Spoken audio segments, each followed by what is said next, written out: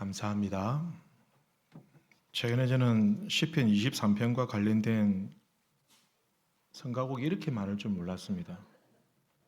누가 이기나 한 배틀하듯이 저희들이 시편 23편 말씀을 중심으로 해서 사무엘상을 배경으로 된 말씀을 저희들이 몇 주째 계속 살펴보고 있는데 이제 거의 다 왔습니다. 이제 한 번 정도만 더 하면은 끝을 낼 수 있을 것 같은데 그럼 마지막까지도 그렇게 우리 자녀들을 위해서 기도해 주시고 또 기대를 해보도록 하겠습니다. 오늘은 내 평생의 선하심과 인자하심이라는 제목으로 하나님 말씀 증거하도록 하겠습니다. 우리 인생은 어떻게 보면 참 거센 파도와 같다라는 생각이 듭니다. 그냥 한번 확 그냥 덮치는 그런 파도가 아니라 바다에 보면 파도가 한번 일어나고 나면 그 다음에는 또 다른 파도가 밀려오지 않습니까? 마치 우리 인생도 그런 것 같아요. 한번 큰 시험이 있으면 그걸로 딱 끝났으면 좋겠는데 또 연이어서 또 다른 어려움이 오고 또 다른 시련이 오고 또 다른 큰 파도가 몰려오면은 이것도 한두 번이지 감당이 안 되고 지치게 되고 결국은 낙심하게 되고 힘을 잃게 되더라라는 것입니다. 여러분, 우리 믿음의 항해에도 마찬가지입니다. 우리 믿음의 항해에도 이런 파도가 있습니다. 성도도 역시 이 땅에서 발을 디디고 우리 이상은 천국에 있지만 그냥 우리 육신은 이 땅에 발을 디디고 살기 때문에 우리도 똑같이 이 세상의 인생들이 겪는 파도와 고난과 풍랑을 겪게 된다라는 겁니다. 그래서 이 파도를 맞서 싸워 헤쳐 나가야 되는 것입니다. 때로는 믿음 때문에, 때로는 신앙 때문에 어쩌면은 만나지 않아도 될 파도를 만날 때가 있습니다. 내가 믿는다는 그것 때문에 어쩌면 더 거센 풍랑을 만날 때도 있다라는 것입니다. 어떤 분은 목사님은 좋겠습니다. 늘 천국에 소망을 두고 마치 천국에 하늘에 사는 산처럼 사니까 좋겠습니다. 저는 빌라에 살고 있습니다. 그리고 어떤 분은 목사님 매일 교회에 있으니까 얼마나 좋겠느냐. 매일 성경 보고 기도하고 교회 안에 있으니까 세상 때를 묻지 않고 참 좋겠다라고 말씀하시지만 남 속도 모르고 여러분 1년 내내 교회 안에만 있어 보십시오. 성경 읽는 것도 한두 번이고 기도하는 것도 한두 시간이지 매일마다 그러면 그것도 역시 쉽지 않다라는 것입니다. 목사도 견디기 힘든 파도가 있고 풍랑도 있습니다. 그러나 우리가 하나님을 목자로 모시고 그죠? 살아간다라고 한다면 우리 성도의 가장 큰 위로가 되고 축복이 되는 것이 무엇이냐면 인생에 위기가 있고 파도가 분명히 있지만 그러나 그 위기와 파도를 만날 때 그냥 고와 같이 내버려 두지 아니하고 하나님이 꼭 우리를 지켜주시고 인도해 주시고 붙들어 주시고 보호해 주신다라는 이 명확한 사실이 우리에게 위로가 되고 축복이 된다라는 것입니다. 우리가 한 해를 마무리할 때쯤 되면 그런 고백들을 하지 않습니까? 지나온 시간들 돌이켜 보니까 참 힘들고 어려운 적들이 너무너무 많았지만 그러나 지나고 보니까 하나님께서 참 사랑해 주시고 지켜 주시고 보호해 주셨다는 것을 깨닫게 되고 하나님 힘 주셔서 여기까지 왔습니다. 그리고 오늘 이렇게 와보니 때로는 그 어려움이 나에게 유익하게 되고 그 파도가 나를 무너뜨리는 것이 아니라 오히려 더 높은 곳으로 일어설 수 있도록 해주시는 하나님의 축복의 통로가 되었습니다 라고 고백하게 되는 것입니다. 여러분, 오늘 다윗의 고백이 그렇습니다. 우리가 잘 아는 대로 다윗은 끊임없이 많은 파도를 겪은 인생이었습니다. 하지만 동시에 다윗에게 파도만 있었던 것은 아니다라는 것입니다. 끊임없이 파도가 있었지만 끊임없이 하나님의 인도가 있었고 하나님의 지켜주심이 있었고 하나님의 돌보심이 그 파도와 함께 있었다라는 것입니다. 신기한 것은 우리가 다윗의 인생을 살펴보면 특별히 그에게 홍해가 갈라지거나 하늘에서 만나가 내리거나 모세처럼 바위를 쪼개가지고 물이 나게 하거나 이런 기적은 없습니다. 죽었던 자가 다시 살아나거나 아니면 여호수아가 전쟁에 나가 싸울 때 해가 멈추거나 이런 초자연적인 기적은 없었습니다. 그런데 가만히 살펴보면 기적은 아닌데 기적 같은 인생을 살더라는 것입니다. 기적이라고 말하기는 좀 애매한데, 그러나 기적이라고 말할 수밖에 없는 일들이 너무너무 많았다라는 것입니다. 여러분, 다윗이 던진 돌이 골리앗의 이마박에 한 방 팍 맞고 골리앗이 쓰러진 것이 기적일까요? 우연일까요? 여러분, 대표 사격 선수들도 실수할 수 있지 않습니까? 그런데 이런 아마추어가 던졌는데 그것도 가만히 서 있는 동상 같은 존재가 아니라 그런 거대한 용사를, 그것도 갑옷을 다 챙칭 감았는데 하필이면 이마박에다가 맞출 수 있다는 건 이게 우연일까 기적일까? 여러분, 사울이 수금을 타고 있는 다윗을 향해서 방심하고 있을 때 창을 던졌는데 그걸 다윗이 요리조리 잘 피해갔어요. 여러분, 그게 요인일까요? 기적일까요? 사울이 자기를 잡으려고 3,000명의 특공대를 보냈는데 하필이면 그때 갑자기 사울에게 생리적으로 급한 일이 생겨서 동굴을 찾아간 게 그게 기적입니까? 우연입니까? 또 지난주에 말씀드린 것처럼 사울이 또 포기하지 않고 또 3,000명을 모아가지고 광야에 다윗을 잡으러 갔는데 하필이면 그날 저녁에 3,000명이 동시에 다 골아 떨어져가지고 깊은 잠에 빠졌다는 것이 그게 과연 기적일까 아니면 우연일까라는 겁니다. 여러분, 잠든 게 무슨 기적이겠습니까? 여러분, 그냥 매일마다 우리 잠자지 않습니까? 물론 좀 깊이 잠들지 못하는 분들도 계시지만 또 많은 분들이 코를 막 드릉드릉 골면서 막 깊이 잠들잖아요. 그걸 기적이라 말할 수 있는 사람이 있겠습니까? 여러분, 물론 뭐 앞에서 이렇게 소리 질러도 또 잠을 주무시는 분들도 계시겠지만, 여러분, 우리가 생리적으로 급한 일 생기는 것도 그걸 뭐 기적이라고 하겠습니까? 직장생활 하다가 급한 일 있으면 화장실 달려가고, 학교에 있을 때도 선생님 급합니다 하고 뛰어가는 애들도 있고, 여러분, 심지어는 뭐 설교할 때도 급한 일 생길 수 있지 않겠습니까? 그런데 그걸 기적이라고 말할 수 있느냐? 기적이라고 말할 수 없다는 겁니다. 그런데 이런 일들이 다윗에게는 기적같이 작용한 겁니다. 똑같은 사람들은, 다른 사람들은 그게 기적이 아닐 수 있지만, 그러나 다윗에게는 이 모든 일들이 기적이라고 말하기는 애매하지만 그러나 기적같이 쓰임을 받았다라는 것입니다. 하나님께서 눈에 탁 띄게 기적을 베풀어 주시는 것은 분명히 아니지만, 그러나 보이지 않지만 누가 보아도 하나님께서 도와주셨고, 누가 보아도 하나님께서 역사하셔서 기적 같은 인생을 살아온 것은 분명한 사실이더라라는 것입니다. 다윗에게 수많은 어려움이 있었지만 그때마다 하나님께서 보이지 않는 특별한 도우심이 그의 인생을 따라다녔던 겁니다. 그래서 다윗이 이렇게 고백합니다.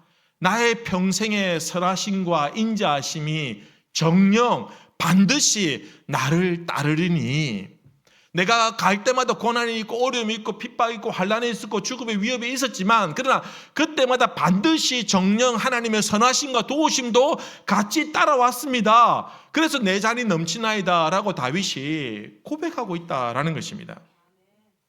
사랑하는 성도 여러분, 우리도 이렇게 고백할 수 있게 되기를 바랍니다. 보이지 않지만 누가 봐도 야, 저건 기적이다 라고 말하기 애매하지만, 그러나 그 일이 나에게 기적이 되고 그 순간이 나에게 하나님의 큰 도우심이 되고 선하심이 되고 인자하심이 되는 놀라운 일들이, 기적 같은 일들이 우리에게 일어나기를 우리 주님의 이름으로 고백합니다. 그런 일들이 이미 일어나고 있습니다. 인정할 수 있는 우리 성도님들 되시길 바랍니다. 오늘 그 사건도 바로 그 중에 하나입니다. 지난주에 말씀을 살펴봤듯이 사울은 다윗을 쫓는 일을 이제 포기했습니다. 이제 더 이상 너를 쫓아가다니지 않겠다. 이제 단념했습니다. 그래서 이제 사울에게 다윗이 벗어났습니다.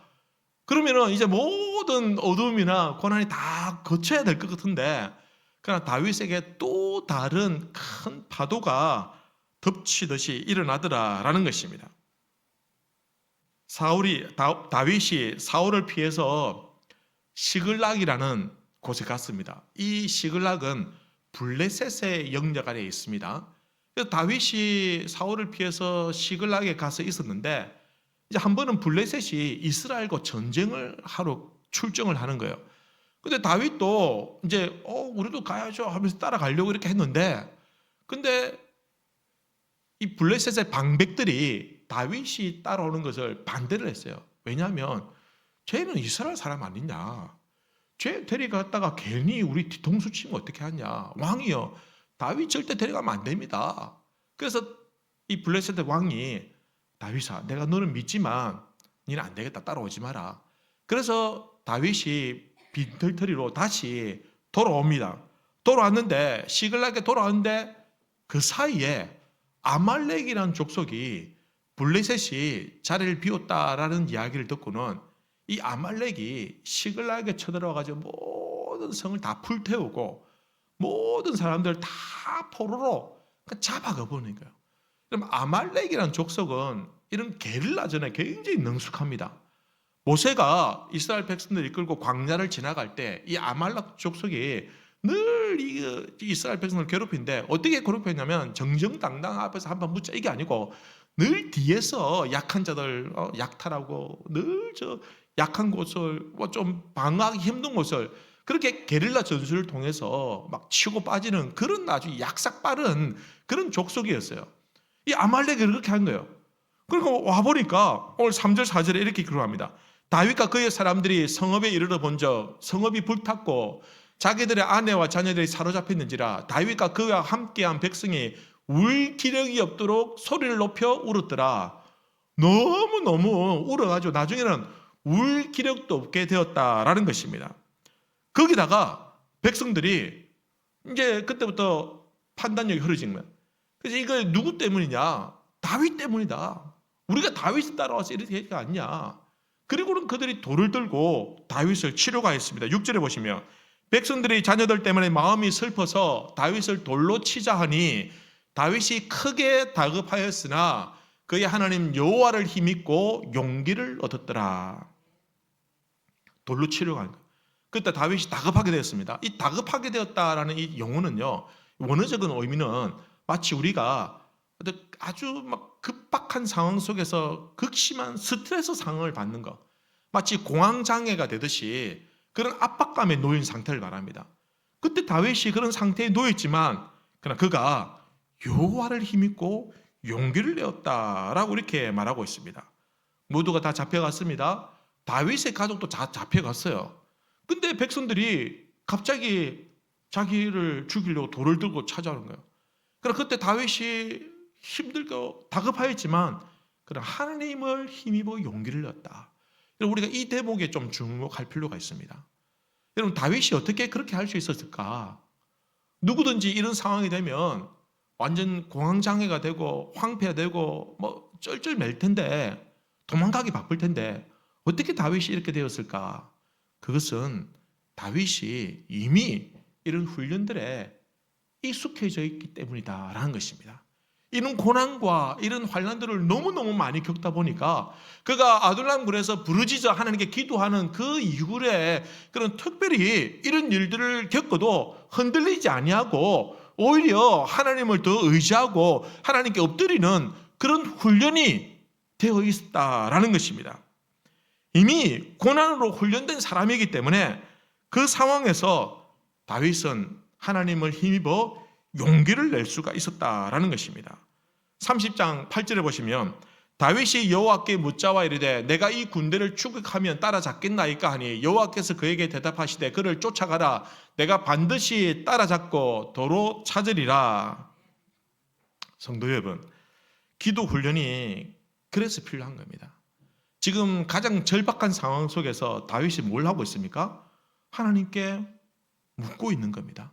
하나님께 구하고 있는 겁니다. 하나님을 의지하고 하나님께 기도하고 있다라는 것입니다. 여러분, 훈련된 사람이 위기의 순간에 기도할 수 있는 겁니다. 고난 가운데 기도해 본 사람이 위기를 만났지만 엎드려 본 사람이 위기를 만나면 엎드리게 되는 겁니다. 여러분, 우리가 몸에 익숙해진 그런 어떤 습관들이 있지 않습니까? 그럼 본능적으로 나오게 되어 있는 겁니다. 우리가 어떤 특별한 훈련을 받았으면, 만약에 무슨 경호 훈련을 받았으면, 만약 위급한 상황이 되면 내가 훈련 받은 게 나도 모르게 본능적으로 이렇게 몸에 드러나게 되어서 방어를 하게 되는 겁니다. 다윗이 거의 본능적으로 그가 하나님 앞에 나와서 엎드려 간구하고 있다라는 것입니다. 고난을 당해보니까 무엇을 해야 될지, 어려움을 당해보니까 어떻게 해야 될지 다윗은 잘 훈련이 되어져 있었다라는 것입니다. 여러분, 우리 부모가 평생 자녀들을 돌봐줄 수가 없습니다. 여러분, 어떤 분은 내가 우리 자녀가 죽을 때까지 내가 살아있다가 그 다음에 내가 죽으면 되지, 내가 평생 돌봐줄게, 걱정하지 마라. 여러분, 우리 자녀들이 80살, 90살 될 때 여러분은 몇 살 되겠습니까? 120살, 130살 될 텐데 그때 도와주기는커녕 오히려 도움을 받아야 되는 상황입니다. 도와줄 수 없습니다. 그때까지 살아있는 것도 불가능하고 여러분, 정상적으로 그게 안 되는 겁니다. 그러나 결국은 부모가 아니라 하나님이 돌봐주셔야 된다라는 것입니다. 하나님께서 우리 자녀들을 돌봐주시도록 우리가 하나님 앞에서 무엇을 구해야 되냐? 우리 자녀들이 어려움을 만나면은 하나님 앞에 나가도록 훈련을 시켜야 된다라는 겁니다. 우리 성도님들도 그렇잖아요. 어려움이 있고 고난이 있으면 어떻게 합니까? 하나님 어떻게 하면 좋겠습니까? 하고 하나님 앞에 나와 기도하지 않습니까? 울고불고 하나님 매달려가지고 원망이도 하지 않습니까? 마찬가지로 우리 자녀들도 어려움이 생길 때 사람 찾아가기 전에, 어려움이 생길 때 세상의 권력 의지하기 전에 먼저 하나님 앞에 나와서 엎드리는 훈련이 되어 있어야 된다라는 것입니다. 그러면은 부모가 없어도 괜찮습니다, 여러분.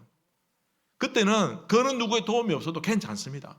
왜냐하면 위대하신 능력 하나님께서 우리 자녀들을 지켜주시고 보호해주시면 그러면은 아무 근심 걱정할 필요가 없다라는 것입니다.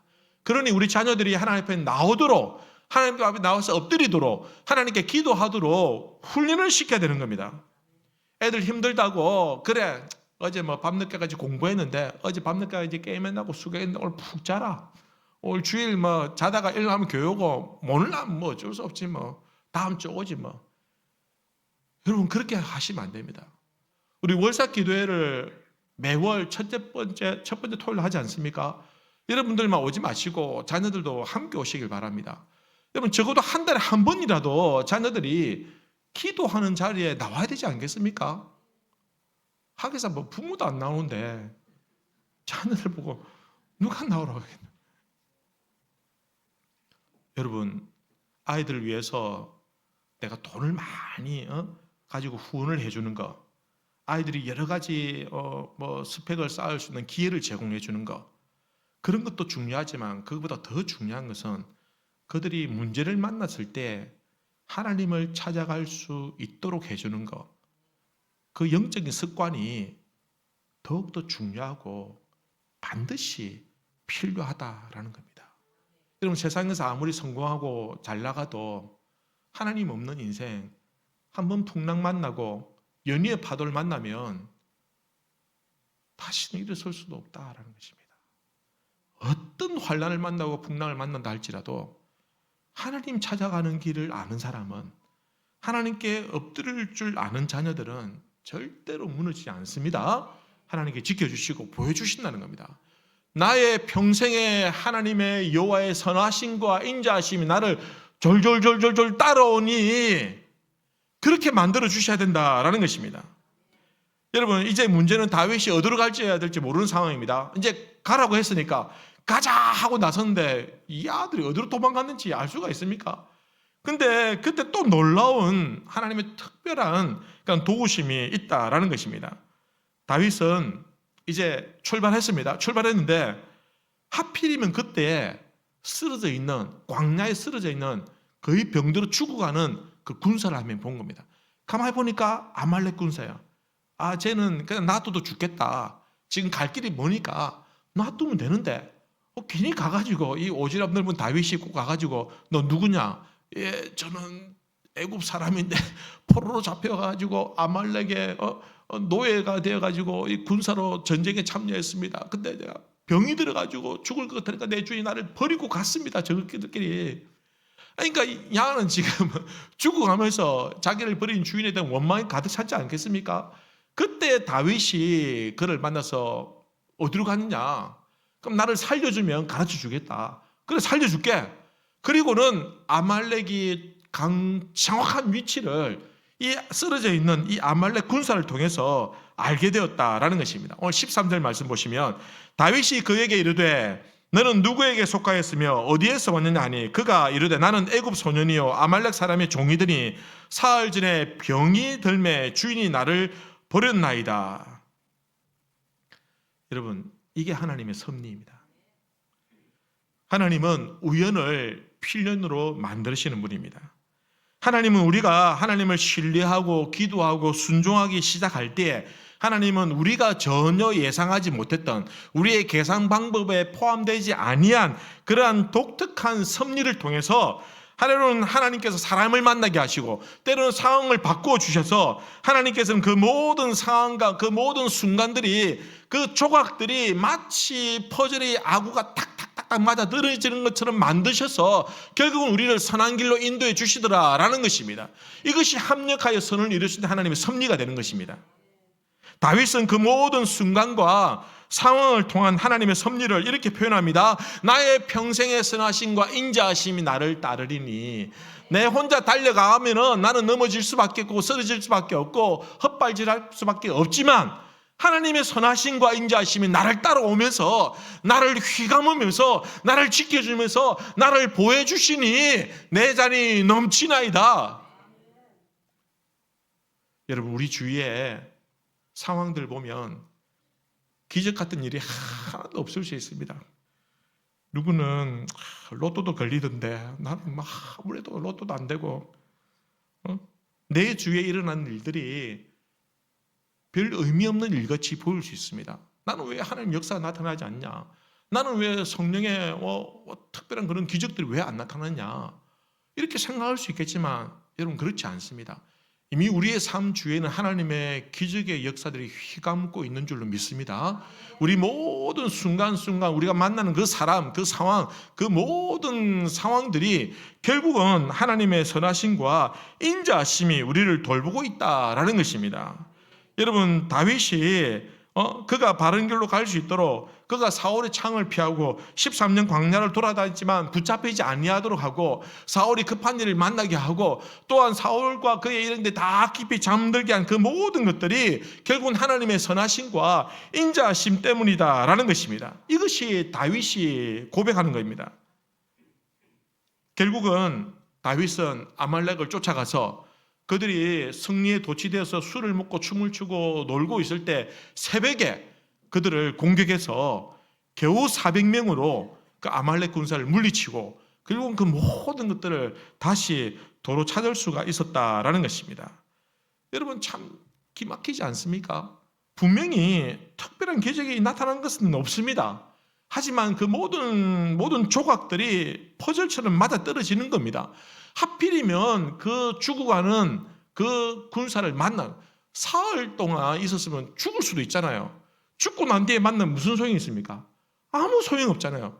죽기 전에 만난 것도 기적이고 갔는데 하필이면 아말렉에 다 긴장을 늦추지 않고 방어를 철저하는 것이 아니라 하필 저끼리 승리에 도취돼가지고 술을 퍼먹고 마시고 이미 사흘이 지났다고 했는데 최소한 다윗 쫓아갔다면 적어도 한 5, 6일은 지나지 않겠습니까? 근데 왜 첫날부터 왜 자기들의 승리에 도취가 잔치 안 하고 왜 하필이면 그날 저녁에 술을 먹고 춤을 추고 놀았냐라는 것입니다. 그 모든 순간과 그 모든 상황들이 결국은 하나님께서 섭리하시고 그 모든 일들을 만들어 주셨다라는 것입니다. 여러분, 그리고 보면 하나님 참 바쁘십니다. 하나님 선하심과 인자하심이 다윗만 따라가겠습니까? 오늘 이 자리에 우리 모두에게 따라온 줄로 믿습니다. 다윗이 던진 돌이 하필이면 정확하게 그게 맞아야 되니까 하나님 얼마나 신경 썼겠습니까? 잘못 맞으면 이러면서 너 이 녀석 이리 와 이랬을 건데 여러분, 사울이 던진 창이 한두 번이 아닌데 다윗이 그렇게 잘 피했어요. 어떻게 그렇게 잘 피할 수 있는지 수금 친다고 정신 없었을 건데 이 뭐지 하면서 딱 보니까 창이 날라오니까 피할 수 있던 거. 그 피하게 하신 것도 하나님 얼마나 힘들겠습니까? 이런 갑자기 사울이 배가 아프게 하시고 동시에 3,000명이 다 꼬라떨어지게 하시고 하필이면 그 종이 버림받게 하고 하필이면 그날 저녁에 도취해서 술 먹고 취해 있을 때 이 모든 일을 하나님께 다 일일이 뒤에서 선하시고 인자하심으로 만들어 가시고 다윗은 그냥 순종하면서 믿음으로 따라갔을 때 그는 모든 승리를 거머쥘 수가 있었다라는 것입니다. 여러분, 우리에게도 하나님의 선하심과 인자하심이 따를 줄로 믿습니다. 우리 잘 모르지만 우리 주위에 일어나는 일들이 그저 우연같이 보이지만 그러나 전혀 기적같지 않지만 기적이라 말하기는 애매하지만 그러나 하나님께서 돌봐주심으로 말미암아 기적인 줄로 믿습니다. 지금 이 순간에도 기적 같지 않은 기적들이 우리 주위에 하나님의 선하심과 인자하심으로 따르고 있다라는 것입니다. 그러니 여러분, 그 복으로 지금까지 살아온 우리에게 우리가 하나님께 감사하고 하나님 돌보시고 인자하심에 우리를 선하게 인도하시신 것, 그 모든 하나님 은혜에 우리가 마음으로 감사하고, 여러분 정말 감사하지 않습니까? 돌이켜보면 참 힘들었던 때 많았고 그때 잘못 판단하고 잘못된 길로 갔다면 어땠을까? 하는 위기가 많았는데 그때 하나님께서 선하심과 인자하심으로 내가 눈치채지 못하도록 내 믿음을 보시기 위해서 내가 눈치채지 못하도록 하나님께서 섭리하셨던 그 모든 일들에 우리가 진심으로 감사할 수 있게 되기를 바랍니다. 여러분, 그때 그 사람을 만나게 해주시고 그때 그 상황이 갑자기 바뀌게 해주시고 그때 그 상황을 준비해 주신 하나님을 여러분 찬양하고 영광을 돌려드리게 되길 바랍니다. 이 시간 저를 따라서 한번 이렇게 고백해 보십시다. 내 평생에 선하심과 인자하심이 반드시 나를 따르리니. 기도하십시다. 이 시간 말씀을 생각하면서 한번 기도하십시다. 하나님,